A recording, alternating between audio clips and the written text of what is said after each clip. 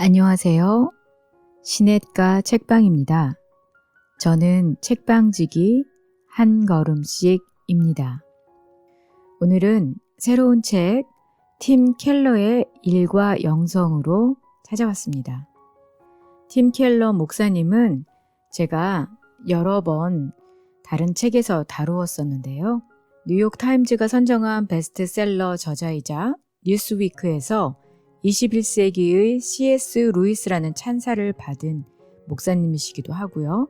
리디머 교회를 담임하셨었습니다. 자세한 설명은 탕부 하나님에서 다루고 있으니 참조하시길 바랍니다. 이 책을 소개해드리면요. 팀 켈러의 청중은 주로 대도시의 전문직 종사자들로 젊은 층으로 이루어져 있습니다. 그는 25년 동안 자신들의 청중인 학생들과 직장인, 임원급 리더들에게 일과 소명에 관한 문제들을 가르치고 상담해 왔습니다.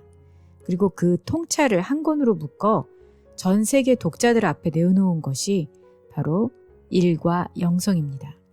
피티기는 경쟁과 실적 지상주의가 판치는 일터에서 왜 일해야 하는지, 어떻게 일해야 하는지를 고민하는 이들과 함께 이 문제를 성경적인 관점에서 재조명했습니다.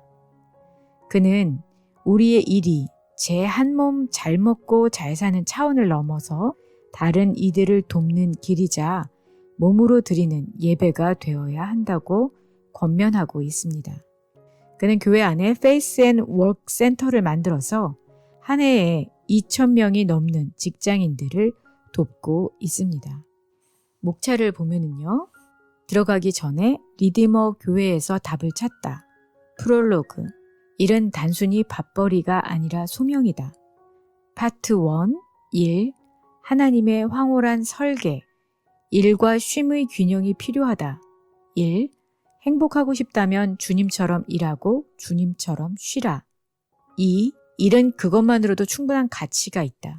세상에 하찮은 일은 없다. 3. 일은 하나님을 닮아가는 수단이다. 일터에서 주님의 매뉴얼을 따라 야심차게 일하라. 4. 일은 목적이 있는 소명이다. 자신만을 위하지 말고 하나님과 세상을 위해 땀방울을 흘리라. 파트 2. 일. 끝없이 추락하다. 5. 아무리 일해도 열매가 없다. 밤낮 없이 매달려도 입에 풀칠하기조차 버겁다.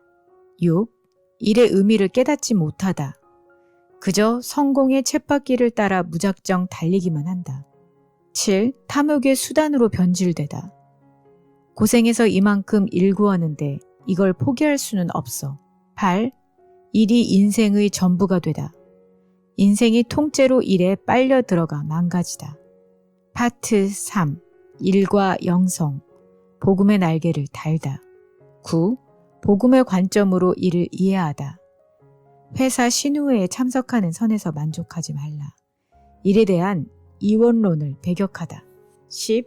이건 세상 일이고 저건 하나님 일이라는 이분법을 배격하라. 일을 하는 동기가 바뀌다. 11. 높은 보수나 칭찬을 위해 일하지 말라. 새로운 능력으로 일하다.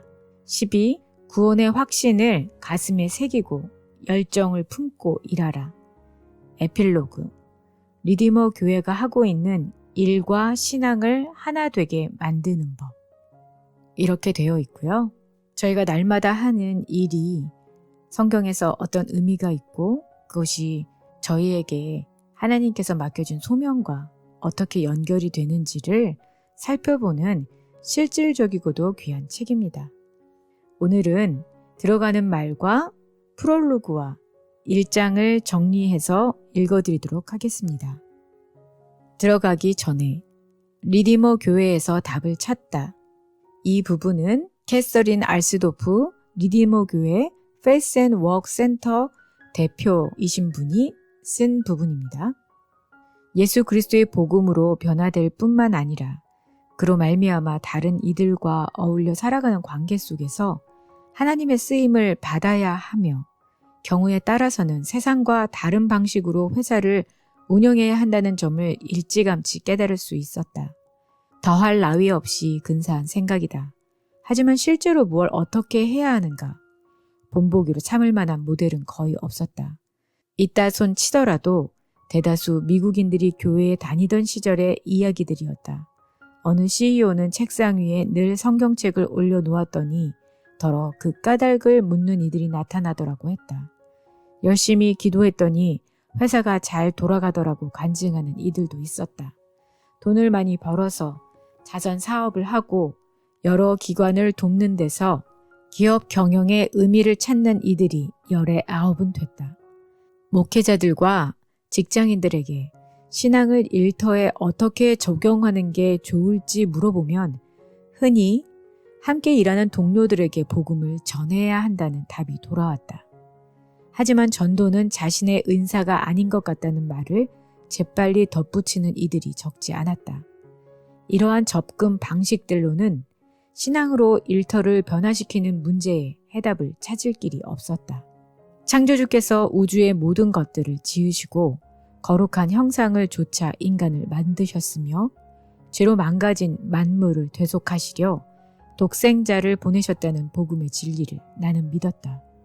하나님이 일을 시키시고 한 기업의 리더로 만드신 데는 특별한 목적, 곧 다른 이들과 함께 힘을 모아 세상을 바람직하게 바꾸어 가게 하시려는 뜻이 있다고 믿었다. 하지만 경쟁 사회 최전방에서 조직을 관리하고 이끄는 입장에서는 하나님의 계획을 어떻게 몸으로 살아내야 할지 도통 감이 잡히지 않았다. 리디머 교회 말고는 거기에 필요한 지침을 주는 교회를 찾아보기 어려웠다.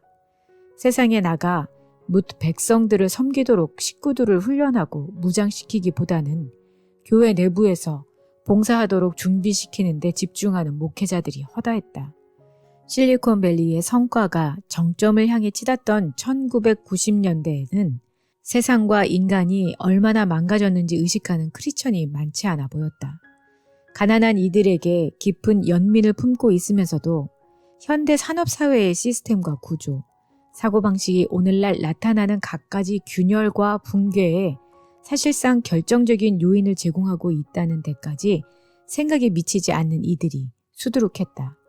일터에서 신앙의 원리를 삶으로 구현해내는 과제는 소소한 상징적 제스처를 취하고 특정한 행동들을 절제해서 자기 의를 드러내며 이 시대를 풍미하는 문화적이고 법률적인 이슈들에 대해 정치적으로 통일된 입장을 보이는 수준으로 격화된 듯 했다. 이 책은 성부 하나님과 성자 예수님 그리고 성령님에 관해 기초적인 개념들을 담고 있다. 삼위일체에 비추어 자신들을 돌아보고 그것이 창조주가 한 사람 한 사람을 지으시며 맡기신 일을 해나가는데 어떤 영향을 미치는지 살핀다. 문화, 역사적인 시기, 소명, 조직 따위의 맥락에서 어떻게 일할 것인가 하는 이슈는 우리 사회 전체가 반드시 함께 고민해야 할 주제다. 하지만 그 해답은 하나님의 속성, 인간과의 관계, 세상을 향한 계획, 그리스도의 복음이 삶과 일하는 방식을 180도 바꿔놓는 원리 같은 핵심적인 신학 지식을 바탕에 깔고 있어야 한다. 프롤로그, 일은 단순히 밥벌이가 아니라 소명이다. 개인적인 이해를 초월해서 어떤 존재를 섬기는 사명으로 일의 본질을 재설정하지 않으면 부르심이란 의식이 자리 잡을 수 없다. 전반적으로 자기 완성의 도구이자 자아 실현의 수단이라는 노동과는 개인을 파괴하고 더 나아가 사회 자체를 붕괴시킨다. 이를 소명으로 보는 시각의 근원은 성경에 있다. 기독교 신앙과 일터 사이를 혁신적이고 혁명적으로 연결하는 길을 모색하도록 최선을 다해 도울 작정이다. 뿐만 아니라 그 길을 둘러싼 모든 개념과 실천 방안들까지 살펴볼 것이다. 신앙과 일의 관계에 대한 다양한 견해들. 20세기를 풍미했던 소그룹 운동은 그리스도를 믿는 이들이 서로 보살피고 도와가며 일터에서 벌어지는 갖가지 갈등과 난간을 해결해 가야 한다는 강조점을 가지고 있었다. 복음주의 진영에 자극을 주었던 부흥운동가들은 일터를 무엇보다 예수 그리스도를 드러내는 마당으로 인식했다. 그들에게 신앙적인 노동이란 동료들이 주님을 더 알고 싶어 할 만한 방식으로 일하는 일종의 공개 간증을 의미했다. 마르틴 루터나 장 칼뱅을 비롯한 16세기 종교 개혁자들은 수도사나 목회자 같은 이른바 성직뿐만 아니라 세속적이라고 부르는 일들을 포함해 노동은 모두 하나님이 주신 소명이라고 부르짖었다. 루터교 신학의 원료는 모든 노동의 존엄성을 크게 강조한다. 일이란 하나님이 인간의 수고를 통해 인류를 보살피고 먹이고 입히고 잠자리를 마련하며 필요를 채우시는 도구라고 본다.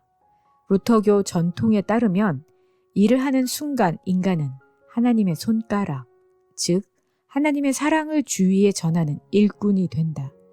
이런 사상은 일의 목적을 생계 해결해서 이웃 사랑으로 끌어올리는 동시에 입에 풀칠을 하자면 어쩔 수 없다는 식의 무거운 부담에서 해방시킨다. 아브라함 카이퍼처럼 칼뱅주의 또는 개혁 교회의 전통을 따르는 이들은 하나님의 부르심이라는 일이 또 다른 측면을 부각시킨다. 피조물을 돌보실 뿐만 아니라 방향을 정하고 틀을 잡는 게 일의 속성이라는 것이다. 개혁적인 시각으로 보자면 노동의 목적은 하나님을 높이고 인류를 번성케 하는 문화를 창출하는 데 있다. 크리스천은 이웃을 사랑해야 할 의무가 있으며 기독교 신앙은 인간의 본성과 인류를 번성하게 하는 것들에 대해서도 구체적인 가르침을 준다. 하나님의 뜻에 충실한 노동은 기독교 세계관을 좇아야 한다는 뜻이다. 어쩌면 지치게 만드는 이 주제에 관해 기독교 신앙이 직간접적으로 주는 풍성한 가르침을 가지고 독자들의 상상력을 부추기며 행동을 자극하는 데 이 글의 목적이 있다. 성경에는 일을 배우거나 일을 찾거나 일하려 애쓰거나 일하고자 하는 이들에게 필요한 지혜와 자료, 소망이 가득하다. 성경이 소망을 준다는 말을 들으면 얼마나 감당하기 어렵고 힘든 일일까 하는 의구심과 세상에서 소명을 추구하는 과제에 도전하기 위해서는 영적으로 큰 소망을 품어야 하겠다는 생각이 동시에 떠오르기 마련이다. 반지의 제왕 집필에 몰두하던 톨킨은 어느 순간 막다른 골목에 부닥쳤다. 작가에겐 여태 세상이 보지 못했던 이야기를 써내겠다는 비전이 있었다. 고대 영어와 북유럽의 여러 언어로 된 문헌들을 읽어나가던 작가는 그리스와 로마, 심지어 스칸디나비아 신화에도 자주 등장하는 엘프, 난장이, 거인, 마법사 등의 요정 나라 백성들 이야기가 영국에서는 사라졌음을 알았다. 톨킨은 고대 영국 신화에 가장 가까운 모습을 재창조하고 다시 그려나가기 위해 안간힘을 썼다. 반지의 제왕은 그 잃어버린 세계에 뿌리를 두고 있다. 작가가 꿈꾸는 프로젝트에는 수천 년에 걸친 여러 나라의 역사는 물론이고 배경으로 삼을 몇 가지 가상의 언어와 문화를 만들어내는 작업이 꼭 필요했다. 작가는 필생의 작품을 완벽하게 마무리할 수 없을 것 같은 느낌에 낙담하기 시작했다. 당시로서는 얼마나 더 긴 시간이 걸릴지 가늠하기 어려웠다. 반지의 제왕을 시작할 당시 톨킨은 수십 년에 걸쳐 소설의 밑바닥에 깔릴 언어와 역사, 사연들을 정리해둔 상태였다. 작품을 완성하지 못할지도 모른다는 상상만으로도 오금이 저리고 막막했다. 그 무렵 톨킨이 살던 집 근처 길가에 나무 한 그루가 있었다. 하루는 자리에서 일어나 창밖을 보다 이웃 사람이 가지란 가지는 다 잘라내고 줄기에도 심한 상처를 입혀놓은 게 눈에 들어왔다. 머릿속에 구상하고 있는 신하가 그처럼 토막날 운명에 처한 내면의 나무란 생각이 들었다. 정신적인 에너지와 창의력이 바닥을 드러내고 있었다. 그러던 어느 날 눈을 뜨기 무섭게 짤막한 이야기가 떠올랐다. 작가는 서둘러 내용을 종이에 적어 내려갔다. 때마침 청탁이 오자 톨킨은 그 원고에다 니글의 이파리라는 제목을 붙여 더블린 리뷰 편집으로 보냈다. 한 화가에 관한 글이었다. 니글은 깨작거리거나 비능률적으로 일하거나 쓸데없이 시시콜콜 사소한 일에 시간을 낭비한다는 뜻이다. 니글은 두말할 것 없이 작가 자신이다. 스스로의 결함을 누구보다 잘 알고 있었던 것이다. 톨킨은 완벽주의자였다. 무얼 하든 만족하는 법이 없었다. 하잘것없는 곁가지에 지나치게 관심을 보이고 걱정이 많으며 꾸물거리는 성격 탓에 중요한 이슈에서 벗어나기 일쑤였다. 니글도 그랬다. 니글에게는 꼭 그리려는 어떤 그림이 있었다. 이파리 하나에서 시작해서 나무 한 그루 전체의 이미지를 마음에 품고 살았다. 나무 뒤쪽으로 펼쳐진 멋진 세계까지 상상했다. 하지만 좀처럼 진도가 나가지 않았다. 여기에는 두 가지 이유가 있었다. 우선 화가 자신이 나무보다 잎에 더 공을 들였기 때문이다. 두 번째는 따뜻한 마음 탓이었다. 이웃들이 부탁하는 일들을 처리하느라 니글은 쉴 새 없이 붓을 놓아야 했다. 어느 날 밤 니글은 시간이 얼마 남지 않았다는 걸 깨달았다. 페르시는 그런 상황에서도 아내가 아프니 빗방울이 떨어지는 차가운 거리를 달려가 의사를 불러와 달라고 성화를 부렸다. 결국 화가는 독감에 걸리고 고열에 시달렸다. 아픈 몸을 이끌고 어떻게든 그림을 끝내려 버둥거리는데 죽음의 사자가 찾아왔다. 제발, 불쌍한 니글은 엉엉 울며 소리쳤다. 아직 완성하지 못했단 말이오. 세상을 떠난 화가는 하늘나라의 높은 산들로 가는 열차에 태워졌다. 화가가 하늘나라 가장자리쯤 이르렀을 무렵 마치 상급처럼 무언가가 눈길을 사로잡았다. 거기에 꿈꾸던 바로 그게 있었다. 커다란 나무, 그의 나무가 완성된 모습으로 서 있었다. 톨킨은 미술, 실상은 모든 일에 대해 기독교적인 통찰을 가진 인물이었다. 하나님이 각자에게 달란트와 은사를 주셔서 인류를 염두에 두고 의도하셨던 일들을 사람들이 서로 도와 해내게 하셨다고 믿었다. 가령 자신은 작가로서 실제의 본질을 전하는 이야기를 전함으로써 사람들의 삶에 의미를 채워주는 일을 한다는 것이다. 니글은 자주 느끼거나 어림짐작으로 추측해보던 그 나무가 창조의 진정한 일부이며 더 나아가 세상에 사는 동안 자신이 사람들 앞에 펼쳐 드러냈던 그 작디 작은 조각이 참 아름다운 세계를 보여주는 환상이었을 거라고 생각했다. 톨킨은 스스로 만들어낸 이야기에서 위안을 얻었다. 두려움을 떨쳐내고 다시 작업을 시작하도록 힘을 주었다.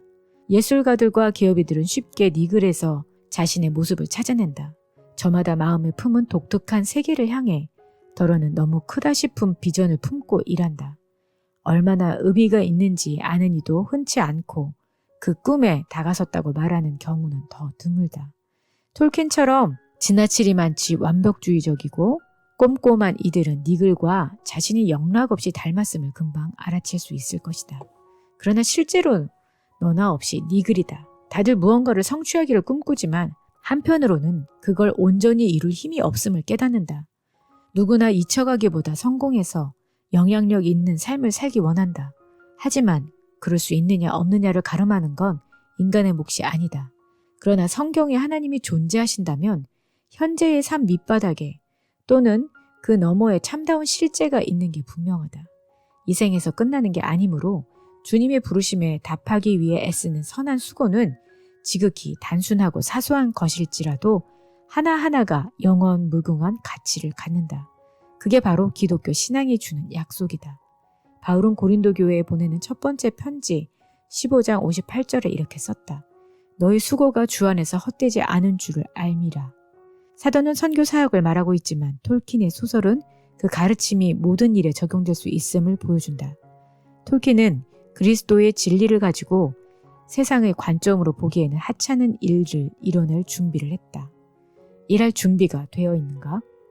무슨 일을 하든지 진짜 나무가 있다는 사실을 알아야 한다. 정의와 평화가 넘치는 도시, 빛나고 아름다운 세계, 흥미진진한 이야기, 질서, 치유, 그 밖에 무엇을 추구하든 진짜는 따로 있다. 하나님이 계시고 주님이 고쳐주실 미래의 새 세상이 있다. 지금 하고 있는 일은 그걸 부분적으로나마 다른 이들에게 보여주는 작업이다.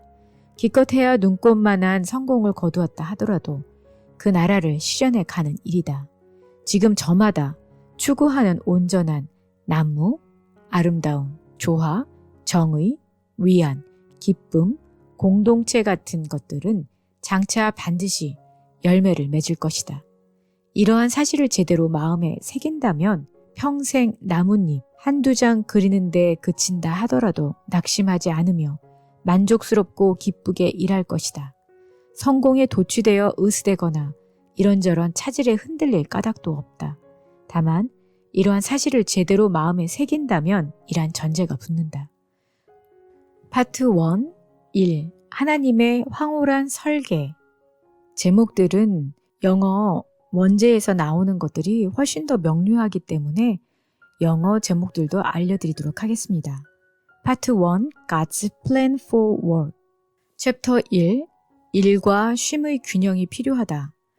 행복하고 싶다면 주님처럼 일하고 주님처럼 쉬라. 1. The Design of Work. 성경은 입을 떼자마자 일에 관한 이야기를 한다. 노동이 얼마나 중요하고 기본적인 요소인지 단적으로 보여주는 대목이다. 창세기 저자는 천지를 창조하신 하나님의 사역을 일로 묘사한다. 우주를 빚어내는 광대한 프로젝트를 일주일 동안 진행된 규칙적인 노동으로 그려내고 있는 것이다. 이어서 최초의 인류가 낙원에서 일을 하고 있음을 보여준다. 질서정연한 주님의 창조 사역과 인간을 지으신 목적에 뿌리를 두는 이러한 노동과는 세상의 온갖 종교나 신앙 체계들과 명확히 구별된다. 창세기에 기록된 창조 이야기는 우주의 기원을 설명하는 고대 설화 가운데서 유래를 찾을 수 없을 만큼 독특하다. 대다수 문화와 설화들은 세계사와 인간사의 출발점을 우주적인 세력들이 치열하게 싸우는 투쟁의 결과로 그려댄다. 바빌로니아의 창조설화 에누마 엘리시만 하더라도 마르둑 신이 티아맛 여신을 쓰러뜨리고 그 주검에서 세상을 빚어냈다고 풀이한다. 이런 부류의 설명에 따르자면 눈에 보이는 우주는 서로 긴장 관계에 있는 세력들이 불안하게 균형을 유지하는 공간이다. 그러나 성경에서 창조는 갈등의 결과물이 아니다. 하나님에겐 적수가 없기 때문이다. 하늘과 땅의 모든 존재와 그 권세는 하나님의 피조물이며 그분의 수중에 있다. 그러므로 창조는 전투의 후유증이 아니라 장인의 계획에 가깝다. 하나님은 참호를 파는 전사가 아니라 명품을 만드는 장인으로서 세상을 지으셨다. 그리스인들은 황금 시대에서 시작되어 인간의 시대로 넘어오는 전이의 개념으로 창조를 설명한다. 이 시기에는 인류가 신들과 땅 위에서 화목하게 어울려 살았다. 언뜻 들으면 에덴 동산 이야기와 비슷하지만 한 가지 명백하게 다른 점이 있다. 시인 헤시오도스는 인간이든 신이든 황금 시대 동안에는 일할 필요가 없었다고 말한다. 최초의 낙원에서는 땅이 먹거리를 넘치도록 냈기 때문이다. 성경의 가르침과는 천지 차이다. 창세기는 첫 장부터 멜라카란 표현을 써가며 거듭 일하시는 하나님의 모습을 그려낸다. 멜라카는 인간의 노동을 뜻하는 히브리 단어의 어원이다. 그처럼 태초에 하나님은 일하셨다. 뒤늦게 추가된 필요악이나 인간이 만들어낸 제도가 아니라 창조주가 그리신 밑그림이었다. 주님은 순전한 기쁨을 얻도록 일을 지으셨다. 이쯤 되면 일보다 더 행복하고 축하해야 할 게 또 있을까 싶을 정도다. 창세기 1장에서 하나님은 일하실 뿐만 아니라 거기서 큰 기쁨을 누리셨다. 놀라운 일이다. 하나님이 지으신 그 모든 것을 보시니 심히 좋았더라. 천지와 만물이 다 이루어지니라. 창세기 1장 31절, 2장 1절. 주님은 스스로 지으신 세상을 참 아름답게 여기셨다. 뒤로 한 걸음 물러서서 지으신 모든 것을 보시다가 결국 탄성을 터뜨리셨다. 참 좋구나. 멋지고 만족스러운 작품들이 다 그렇듯 작가는 그 안에서 자신을 본다. 완성된 하늘과 땅의 어울림과 완벽함은 그 어떤 개별적인 성분들보다 더 정확하게 지으신 이의 성품을 드러낸다. 창세기 2장 역시 하나님이 만물을 창조하실 뿐만 아니라 피조물들을 돌보시는 일을 계속하시는 걸 보여준다. 신학자들이 공급이라고 부르는 사역이다. 주님은 인류를 지으시고 스스로 공급자가 되어 돌보신다. 인간을 빚으시고 그 인간을 위해 동산을 일구시고 물을 내셨으며 아내를 만들어주셨다. 성경을 읽어보면 그 뒤로도 하나님은 공급자로서 생물이 솟아나게 하시고 땅을 경작하게 하시며 세상을 가꾸셨으며 스스로 만드신 모든 피조물에 먹을거리를 주셨고 고난받는 백성들에게 도움의 손길을 내미셨으며 궁핍한 이들이 살아가도록 필요한 것을 모두 채워주셨다. 마지막으로 하나님은 일하실 뿐만 아니라 일꾼들에게 그 일을 맡기기도 하신다. 창세기 1장 28절에서 주님은 인류를 향해 땅에 충만하라, 땅을 정복하라고 말씀하셨다.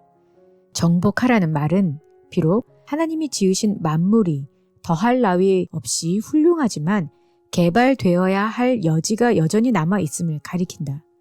피조 세계에 아직 손이 닿지 않아 차츰 갖고 가야 할 여지를 남기셔서 인류가 노동을 통해 그 빗장을 열어가게 하신 것이다. 하나님은 우리의 공급자가 되시지만 우리 또한 그분을 위해 일해야 한다는 사실을 암시한다. 주님은 실제로 인간을 통해 일하신다.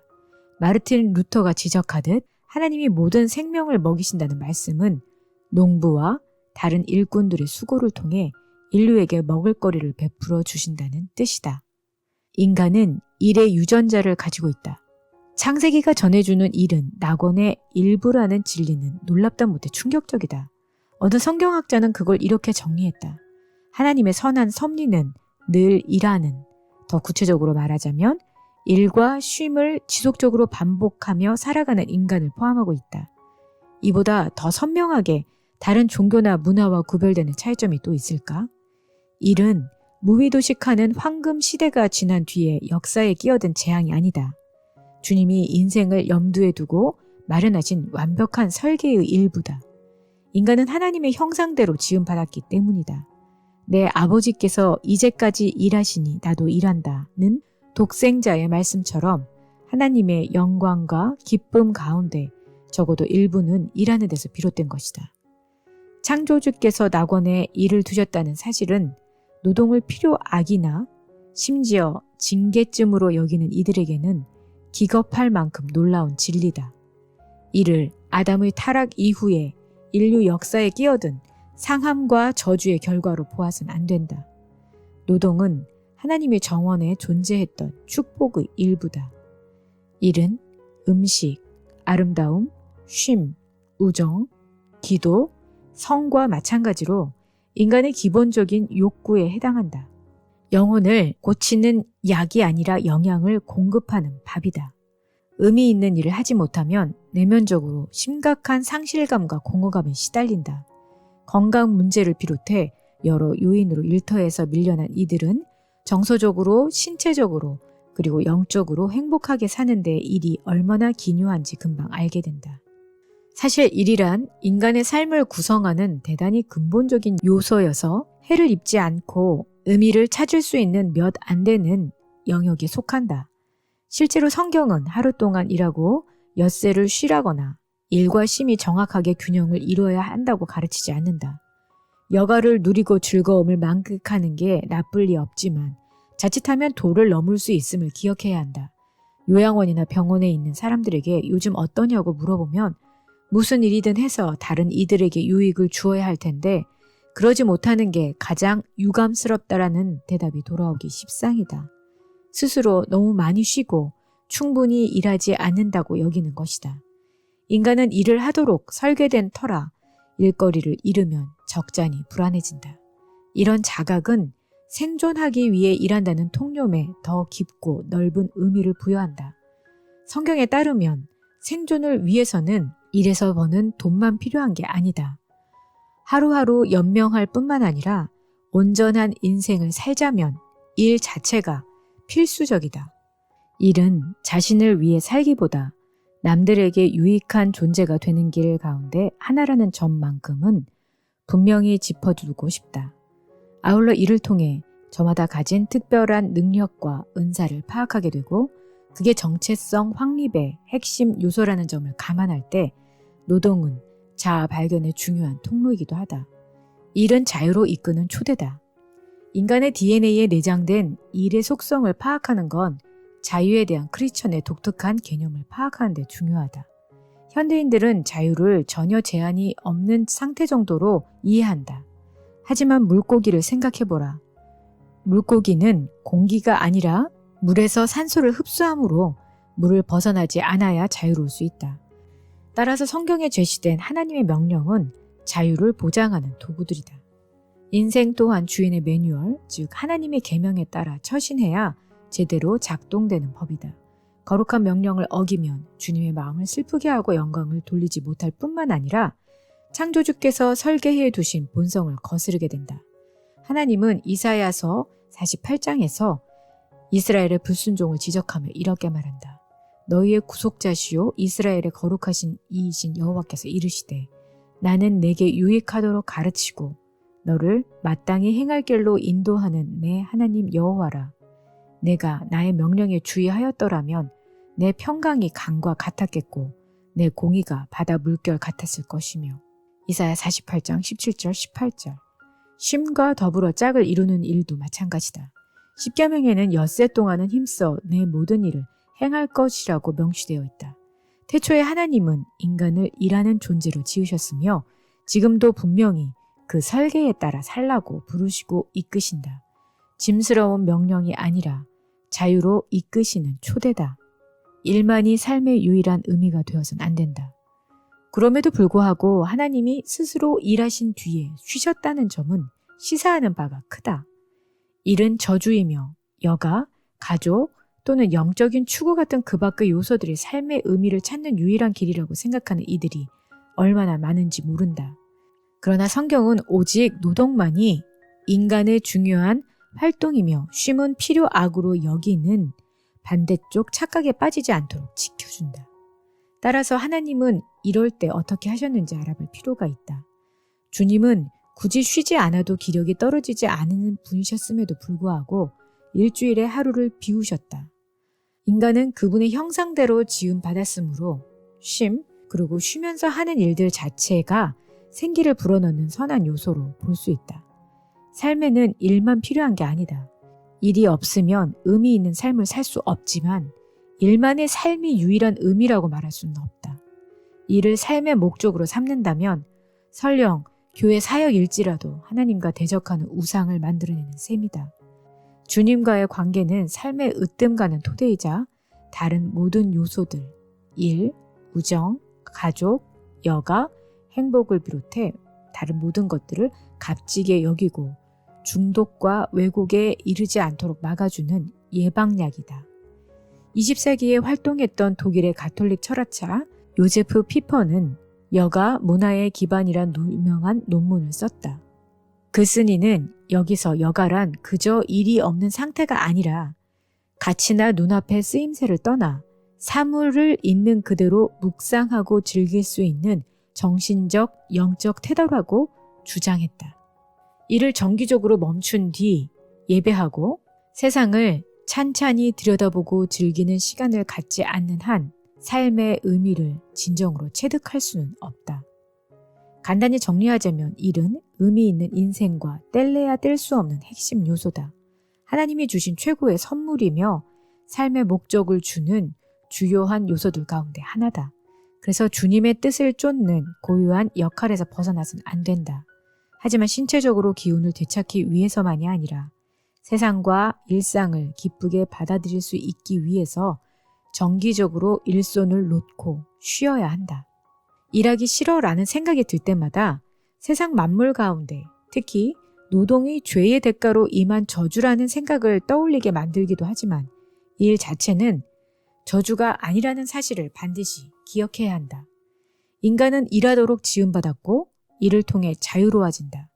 하지만 삶이 통째로 일에 빨려 들어가는 오늘날의 상황에서는 그 한계를 존중해야 함을 잊지 말아야 한다. 일과 쉼의 균형을 잡는 신학적인 기초를 견고하게 다지는 작업들이야말로 의미 있는 일을 시작하기 위해 더할 나위 없는 좋은 출발점이다. 네, 오늘은 팀 켈러의 일과 영성에서 들어가는 말 프롤로그 제1장을 정리해서 읽어드렸습니다.